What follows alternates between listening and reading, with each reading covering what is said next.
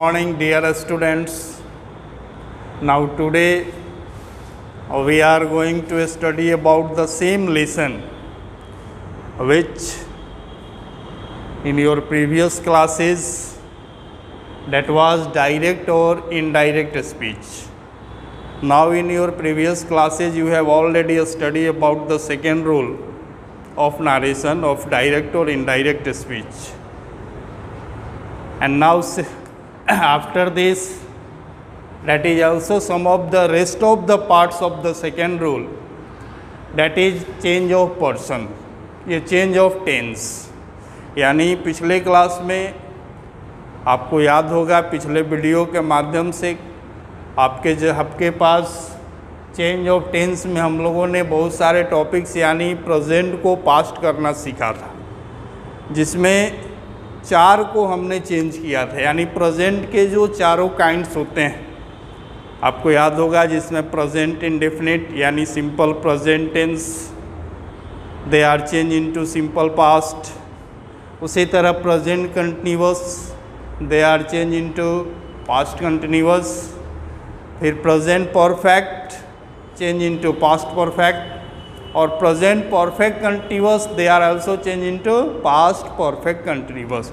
तो उन 4 के अलावा भी हमारे पास 2 और टॉपिक्स रह गए थे रूल सेकंड में ही, जिसको इस वीडियो के माध्यम से आपके पास हम बता रहे हैं।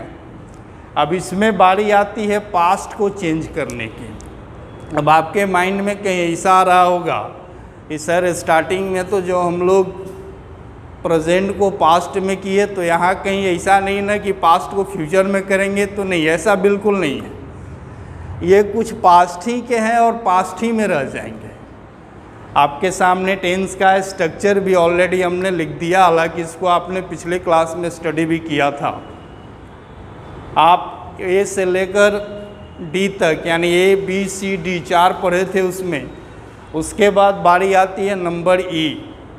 नंबर ई है हमारा पास्ट इंडेफिनिट।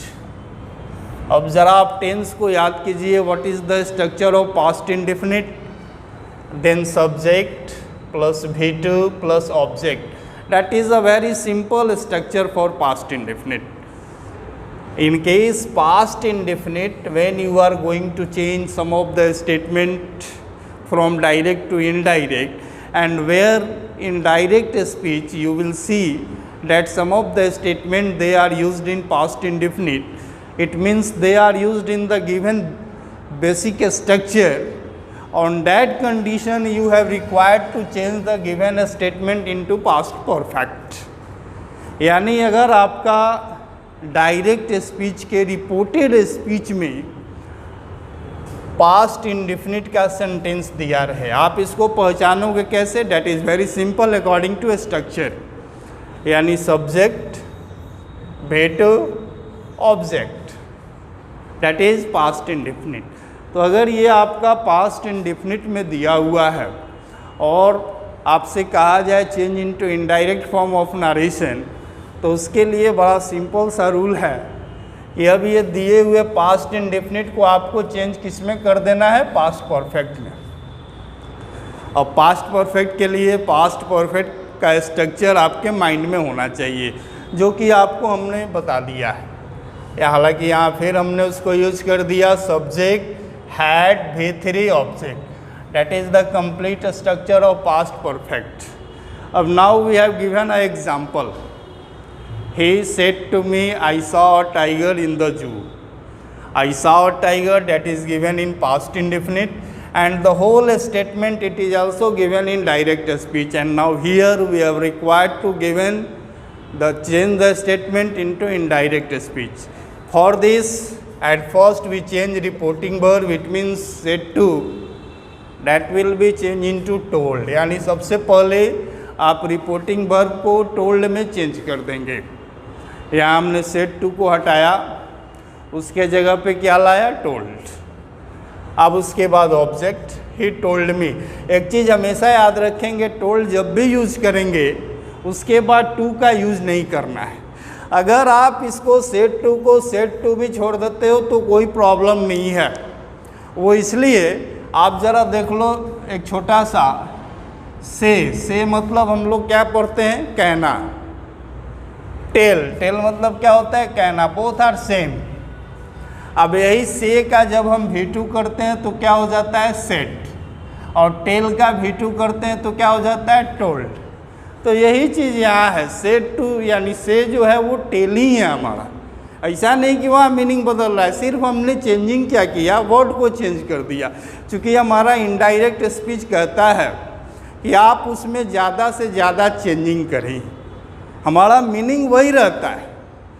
वैसे भी ये जो टॉपिक आप पढ़ रहे हो, date is the part of transformation, and transformation says that we write the sentences with the many different methods but the meaning will be same। यानी सेंटेंस को हम डिफरेंट तरीके से लिखेंगे लेकिन हमारा मीनिंग सेम आनी चाहिए। ये होता है ट्रांसफॉर्मेशन। एक्टिव पैसिव भी आपने पढ़ा था, वो भी that was also a part of transformation. और ट्रांसफॉर्मेशन में हमेशा ये बातें बताई जाती है कि सेंटेंस लिखने का तरीका हमारा चेंज होता है। सेंटेंस को कई एक तरह से हम लिख सकते हैं लेकिन हमारी मीनिंग सेम आनी चाहिए। इसीलिए ये सब जितने टॉपिक्स हैं, जब आप राइटिंग स्किल करते हो, वहाँ सेंटेंस को स्टैंडर्ड बनाने के लिए, थोड़ा एक अलग लुक देने के लिए हम लोग इस तरह के स्टेटमेंट का यूज करते हैं। क्लियर? अब वापस हम आते हैं डायरेक्ट से इनडायरेक्ट स्पीच पे। यहाँ सबसे पहले सेट टू को हमने चेंज किया टोल्ड में। सेंटेंस को ज्वाइन करने के लिए आपको ऑलरेडी हम बता चुके हैं कि डैट लेंगे। हालांकि ये वर्ड आगे चल के थोड़ा बदलेगा भी, लेकिन फ़िलहाल अभी हम लोग डैट का यूज करेंगे। अब हमारे पास सेंटेंस है, आई सा tiger in the zoo. I that is the first person, और आपने रूल फर्स्ट में पढ़ा था, first person change according to subject. What is subject here? He. तो I that will be change into he. उसके बाद V2, लेकिन हमारा यहाँ पे पास्ट परफेक्ट का स्ट्रक्चर क्या कहता है कि सब्जेक्ट, और उसके बाद हमें क्या यूज करना है, हैड यूज करना है। तो सब्जेक्ट तो हमारा मिल गया, अब हम यहाँ से हैड को ले लेंगे अकॉर्डिंग टू स्ट्रक्चर। अब उसके बाद ये जो आपका V2 है that will be change into V3, यानी अब सा को हम चेंज कर देंगे सीन में, यानी ही हैड सीन। और उसके बाद object, a tiger in the जू। ये हमारा डायरेक्ट से इनडायरेक्ट स्पीच कंप्लीट हुआ। यानी इसमें बहुत सारे हमने चेंजिंग भी किए, स्ट्रक्चर भी चेंज किया, इसके अलावा चेंज ऑफ टेंस भी किया, चेंज ऑफ पर्सन भी किया। चूँकि पर्सन में आपको हमने बताया था कि नारेशन के डायरेक्ट इनडायरेक्ट के जितने स्पीच आप पढ़ोगे, हर जगह पर्सन को आपको चेंज करना होगा। ये वैसा रूल है कि सारे रूल्स में यूज किया जाता है। अब उसके बाद बारी आती है नंबर F, यानी past continuous. Change into past perfect continuous, यानी ये पास्ट ही का और पास्ट ही में रह जाएगा, ऐसा नहीं कि ये फ्यूचर में चला जाएगा। पास्ट का दिया हुआ स्टेटमेंट पास्ट में ही रहेगा। तब क्या है कि उसके काइंड्स में चेंजिंग होगी, यानी अगर वो कंटिन्यूअस में है तो वो चेंज होकर किस में चला जाएगा, परफेक्ट कंटिन्यूअस में। यानी what is the structure of continuous? Subject, was, were, before object। According to a structure, your statement, he said to me, I was reading a novel।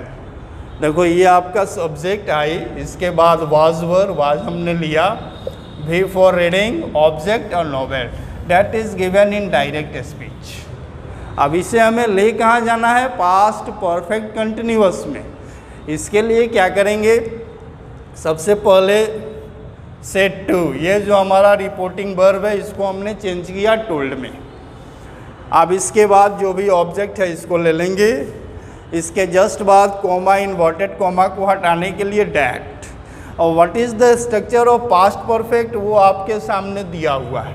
पहले सब्जेक्ट, इसमें से हम सब्जेक्ट लेंगे, सब्जेक्ट को change करते हुए निकालेंगे, यानी I first person that will be change according to subject. यानी आई को हम चेंज करेंगे तो हमें सब्जेक्ट क्या मिला, हे। उसके बाद स्ट्रक्चर है हमारा हैड, यानी was were, that will be change into had. अब उसके बाद एक वर्ड और ऐड करेंगे, बिन। बिन को हमने ऐड कर दिया। And now before which is already given in your question, before हमने यूज किया। उसके बाद ऑब्जेक्ट, अ नॉवेल। हमारा according to a statement, according to a structure, your complete statement for indirect speech, he told me that he had been reading a novel. तो ये था rule number F, यानी rule second में ही इतने सारे part को आपने चेंज करना सीखा। यहाँ पे आपका कंप्लीट होता है रूल सेकेंड।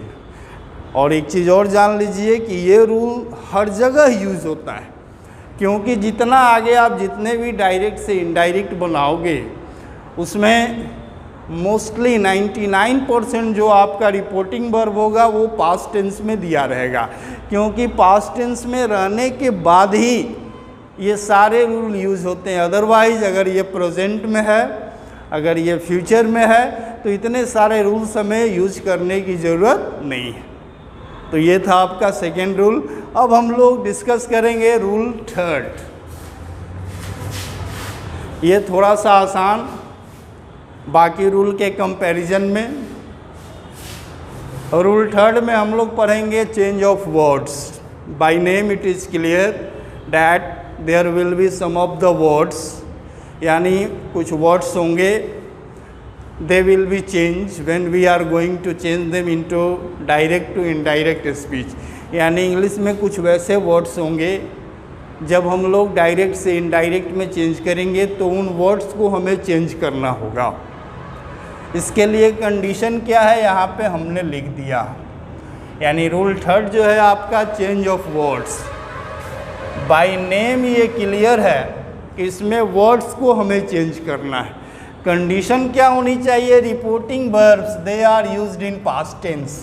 अभी जैसा हम डिस्कस कर रहे थे, आपको बता रहे थे कि जितना भी आगे का आप डायरेक्ट से इनडायरेक्ट स्पीच बनाओगे, मोस्टली 99% स्टेटमेंट वो आपको रिपोर्टिंग वर्ब पास्ट टेंस में ही होंगे, क्योंकि पास्ट टेंस में होने के बाद ही ये सारे रूल यूज होते हैं। अदरवाइज़ ये रूल हमें यूज़ नहीं करना है। उसी तरह चेंज ऑफ वर्ड्स में भी जो हमारा कंडीशन है कि अगर रिपोर्टिंग वर्ब यानी set they are given in past tense, ये अगर पास्ट टेंस में होगा, तब अगर मान लीजिए इसको हम सेट टू के जगह पे सेज कर दें तो ये रूल फिर हमारा यूज़ नहीं होगा। ये क्या हमारा ये रूल भी यूज़ नहीं होगा, यानी रूल सेकेंड और रूल थर्ड दोनों में से कोई भी यूज़ नहीं होगा। इसलिए ये ज़रूरी है कि मोस्टली हमारा जो स्टेटमेंट हो उसका रिपोर्टिंग वर्ब पास्ट टेंस में होना चाहिए। तो यहाँ पे कंडीशन हमें मिला कि if reporting verbs they are used in past tense, यानी अगर रिपोर्टिंग वर्ब पास्ट टेंस में दिया हुआ है, then we change some of the words, तो फिर कुछ वर्ड्स को हमें चेंज करने हैं। वो वर्ड्स होंगे किसके, ऑफ रिपोर्टेड स्पीच। आपको ऑलरेडी पता है the sentence which is packed in inverted comma they are known as reported speech, यानी वो सेंटेंस जो कि इन्वर्टेड कॉमा के अंदर पैक हैं उसी को हम लोग रिपोर्टेड स्पीच के नाम से जानते हैं। तो इसमें बहुत सारे वैसे वर्ड्स होंगे जो आपको चेंज होंगे। कहाँ, in indirect form of narration, यानी when we are going to change the given statement from direct to indirect on that condition in case reporting verb they are used in past tense, then we change some of the words. The words are given here. In case today that is given, that will be change into that day, यानी अगर हमारा reported speech में कहीं भी today दिया हो वो change होगा किस में, डैट डे में। उसी तरह tomorrow that will be change into next day, yesterday change into previous day, these change into those, this, that, hence, thence, ago, before, here, there, यानी ये सारे वर्ड्स आपको चेंज करने हैं। उसी तरह can, could, may, might, shall, should, will, would, has, had, have had, is, am, are change into was, were। ये सारे वर्ड्स आपको याद रखने होंगे। यहाँ जो आपने सेकेंड रूल पढ़ा था, रूल ई और एफ, इसके बाद एक चीज़ और इसमें आपने ध्यान नहीं दिया, इसके बाद हमारा फ्यूचर टेंस बच रहा था। तो आपके माइंड में क्वेश्चन आ रहा होगा कि सर प्रेजेंट पास्ट तो हम लोगों ने चेंज कर लिया, फ्यूचर को क्या करना है? तो देखो फ्यूचर यहाँ से रिलेटेड है, यानी फ्यूचर में कोई चेंजिंग नहीं करनी है। चेंज क्या करना है? सिर्फ वर्ड्स को चेंज करना है। यानी अगर सेल दिया रहेगा तो उसको शुड कर देंगे, और विल दिया रहेगा तो उसको वुड कर देंगे। फ्यूचर में और ज़्यादा चेंजिंग करने की ज़रूरत नहीं है। यानी प्रेजेंट पास्ट में ही सारे चेंज होंगे। फ्यूचर हमारा जिस पोजीशन में दिया रहेगा, जिस स्ट्रक्चर में दिया रहेगा, जिस टेंस के बेस पे रहेगा, उसी में वो रह जाएगा। अब यहाँ पे इतने सारे वर्ड्स को चेंज हम करेंगे रूल थर्ड में। जैसे देखो यहाँ भी हमारे पास एक एग्जाम्पल है, he said to me I shall go to Patna tomorrow. ये हमारा फ्यूचर में ही दिया हुआ है, शैल लगा हुआ है, शैल विल, और शैल विल इंडिकेट करता है कि the sentence which is used in future. यानी अगर हम स्ट्रक्चर पे गौर करें तो subject, shall will, V1 plus object, that is the complete structure of simple future tense. और इस तरह के सेंटेंस को चेंज करने के लिए क्या करेंगे? बहुत सिंपल सा तरीका है। आप पहले की तरह इसमें चेंज ऑफ पर्सन करेंगे, चेंज ऑफ वर्ड्स करेंगे। अब देखिए यहाँ पे सेड टू को हमने सबसे पहले चेंज किया टोल्ड में। सेड टू को हटाएंगे, उसके जगह पे टोल्ड। हमेशा याद रखना है टोल्ड के बाद किसी भी कंडीशन में आपको टू का यूज नहीं करना है। उसके बाद ऑब्जेक्ट मी है, उसको ले लेंगे। कॉमा, इन्वर्टेड कॉमा को हटाने के लिए हम लोग डैट का यूज करेंगे। ये हमारा सेंटेंस कनेक्टर का काम करता है। हालांकि हम ये कई बार बता चुके हैं कि आगे चलकर ये एक सेंटेंस कनेक्टर भी चेंज होता है। फिलहाल अभी हमें चेंज करने की ज़रूरत नहीं है। उसके बाद हमारे पास सेंटेंस है I shall go to Patna tomorrow. I person, your rule says change of person, and I that is the first person, and your rule says that first person change according to subject. यानी I को आपको subject के हिसाब से change करना है। अब आई को आप चेंज करोगे तो क्या हो जाएगा? ही। तो आप आई को यहाँ पे ही कर दिए। अब यहाँ आप सोच रहे होंगे कि सर ये तो शैल वर्ड है और आपने यहाँ लिखा शैल का शुड, लेकिन ये बदलकर वुड कैसे हो गया? एक माइंड में छोटी सी कन्फ्यूज़न हो रही होगी। तो बहुत इजीली आप समझ लो, जब ये आई था तो शैल हुआ, और जब ये ही बनेगा तो ही के लिए हम लोग क्या लेते हैं? विल लेते हैं। अगर हम टेंस की बात करें तो आई और वी के लिए जनरली हम लोग शैल का यूज़ करते हैं, और बाकी रेस्ट ऑफ द पर्सन, जितने भी पर्सन आते हैं सबके लिए हम लोग विल लेते हैं। हालांकि इसमें भी कंडीशन बदलती है। जब हम लोग मॉडल एक्सुअलरी वर्ब पढ़ते हैं, जब इसी को फुल डिटरमाइन करना हो, उस कंडीशन में ये जस्ट अपोजिट हो जाता है। एक छोटा सा एग्जाम्पल समझो। हमने कहा है कि हिंदी का सेंटेंस लिया कि मैं पटना जाऊंगा, हमने यूज किया आई शैल गो टू पटना। फिर हमने कहा कि मैं पटना अवश्य जाऊंगा। अब यहाँ पे हम क्या करेंगे? अवश्य के लिए अलग से कोई वर्ड नहीं लाएंगे, शैल को चेंज कर देंगे विल में। I will go to Patna, यानी इसका मीनिंग हो गया कि मैं पटना अवश्य जाऊंगा। उसी तरह अगर मान लो ही के साथ है वह पटना जाएगा, तो जनरली उसका हम लोग यूज़ करते हैं he will go to Patna. और अगर यही हम कहते हैं कि वह पटना अवश्य जाएगा, तो ही शैल गो टू पटना, यानी जस्ट ये अपोजिट हो जाता है। तो शैल और विल का यूजेज थोड़ा सा कन्फ्यूज़न क्रिएट करेगा, लेकिन जब हम टेंस की बात करते हैं तो उसमें हमेशा आपको याद रखना है कि आई और वी के लिए शैल यूज़ होता है, और इसके अलावा रेस्ट ऑफ द पर्सन, जितने भी पर्सन होंगे बाकी सबके लिए हम लोग विल यूज़ करते हैं। तो जब यहाँ पे आई के लिए शैल था तो ही के लिए क्या हो गया? विल। और विल को हम देखेंगे चेंज ऑफ वर्ड्स में, तो विल हमारा बदलकर क्या हो गया? वुड। और इसीलिए यहाँ पे हमने शैल को बदला, तो ये किस में चला गया? वुड में। क्लियर हो गया?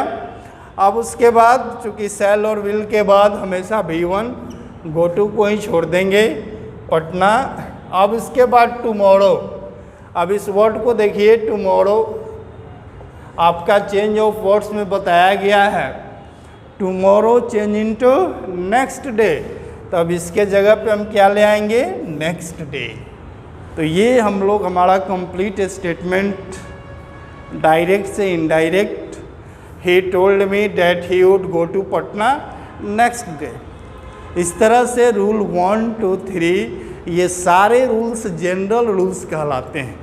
और आप अगर जनरल रूल्स को सिर्फ माइंड में रख लेते हो तो आप समझो कि डायरेक्ट इनडायरेक्ट का 40% अपने माइंड में रख लिया। इसी बेस पे बहुत सारे आगे के रूल्स होंगे।